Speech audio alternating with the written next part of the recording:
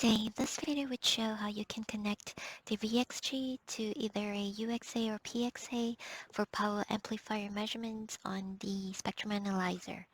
So before we start, just check that the hardware is connected correctly. So at the rear of the VXG, there is a 10 MHz output port that should be connected to the external reference in on the UXA or PXA.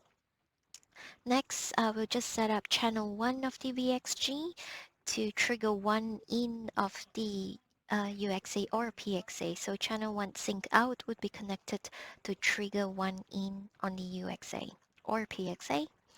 Then third but not least, ensure they're both connected to the network via the LAN port, or at least connect them together for a static connection. Once that's set up, we're ready to make our measurements. So let's start off with the Signal Studio for 5G NR signal creation. So let's first check out the VXG user interface. So this is the user interface. On the home, we can see that channel 1 is connected and turned on. So that's in green. To turn it off, just turn it off. If we go to switch to Windows, or let me just backtrack here. If you go to Signal 1 and launch Signal Studio to create waveforms, so you have, depending on the licenses that you have, you'll have the options to select from here. So I'm just going to go ahead and say 5GNR. And if you hit launch, that should then turn on the Signal Studio. So that would be the interface. So let's first establish connections. So on the system, run system configuration, can hit next if this is an antenna. I'm not, so let's change hardware connections. I've already established a connection with the VXG, so if I view the details, that's the modern serial number, and it matches what I have on the hardware.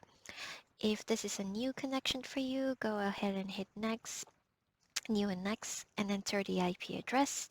This is where you can test IO and view it before you proceed with the connection.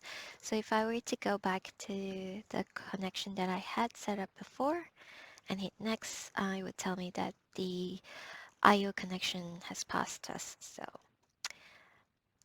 And this is the interface. So the first thing you want to do is go to instrument and set the frequency and amplitude.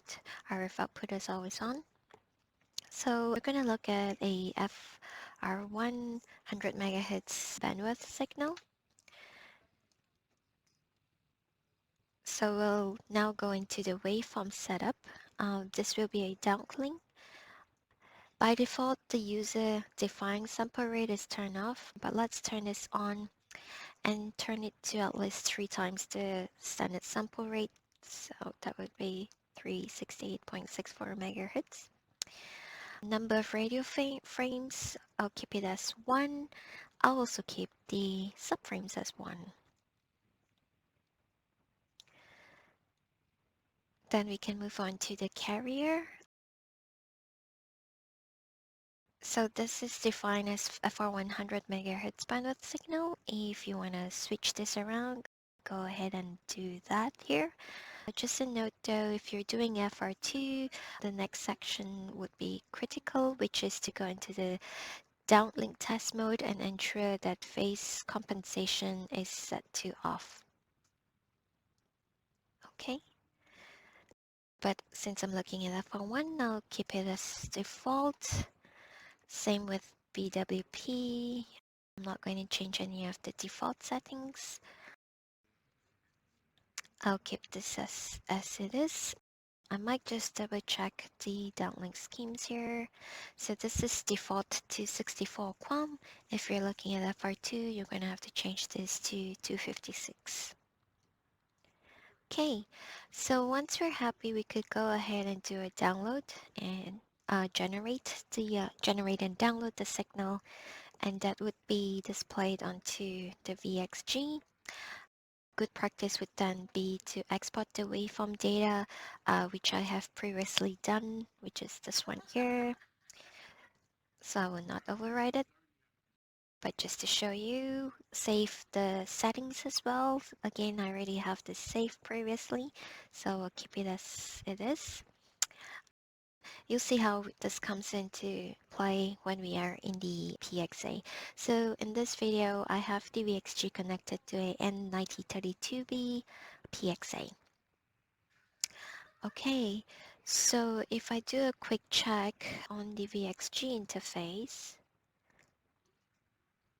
if we hit home here, it should show 1 GHz, 20 dBm, and it's turned on. So we're good with that. We can now go into the PXA mode. So the first thing to do, of course, is to switch to power amplifier mode, which is here. I'll go with normal view. You could always change that to EVM once we have that set up. So it's going to say it's going to wait for a trigger because I do not have a signal generator connected. So let's go setting this up. First, you'll want to set the carrier frequency. So I have it at 1 gigahertz and I'll leave it as that. Next, we would go to measurement setup and go to measurement standard, radio standard presets. So I was looking at FR1 100 megahertz and that's set here. So do change this as to suit the signal that you're looking at. So once I have that, you can check that the carriers are configured correctly. The bandwidth is set to 100 megahertz. If I had a 50 meg FR1 signal, this would then be updated as well. Next, we would go to signal generator. As you can see, it's disconnected here. So similarly, we'll have to establish that connection. So you can go ahead and enter the IP address accordingly. And I'm just going to put down a description here so that I know that I've connected which signal generator. So I'm just going to add to the list. It says that a radius exists here. So I can just pick that and hit connect. So once that's established, it will pop up green and we are set. Next then we would go to reference signal, and this is where you would select the waveform that we've created earlier when we exported out of Signal Studio. So you would put it in a folder that you could select. I have already placed it here, and that would be the FR1 100 MHz, 1 GHz with 1 subframe waveform. So let me hit that. This might take a while depending on how big your waveform is, the file sizes, and then it will show that it's downloading the reference waveform, and that should then populate out. So I'm pretty much in linear region, which I'm happy. So when the next thing to go set up is the amplifier settings. You would want to put in a max input power so as to not overkill the amplifier in the test. If you have attenuators placed before and after the amplifier, you want to put in the loss in and loss out of that. Then you will want to tell the app here what's the gain of your amplifier. I currently do not have anything. It's just a cable across, so I'll just say there's no gain. And we want to control based on the output of the amplifier instead of the input. And it's now set to -10, so I would just bump this down a little bit to -20. And if we want to ensure this is always controlled to -20, we could do that, turn on the power servo, and I might just decrease the tolerance.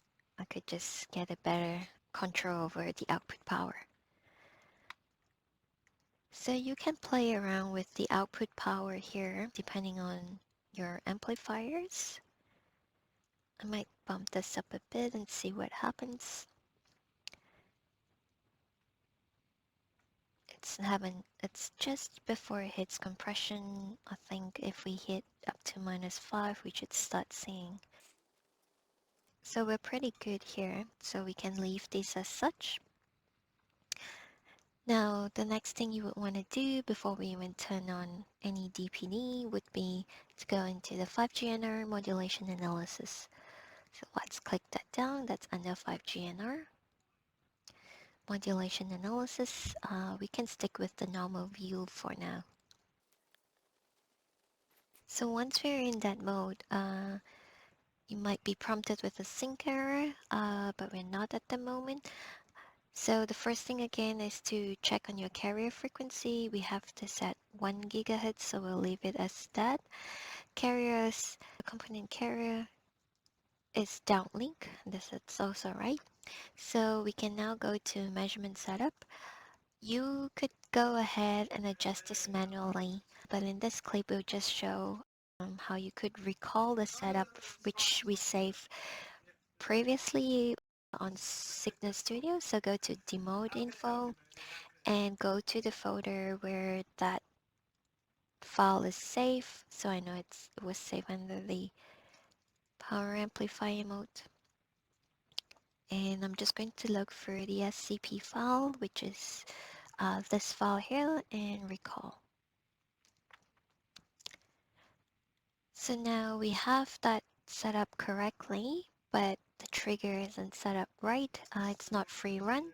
As you remember, we have that connected to trigger 1 in on the PXA, so that would be external one. And with that, you would have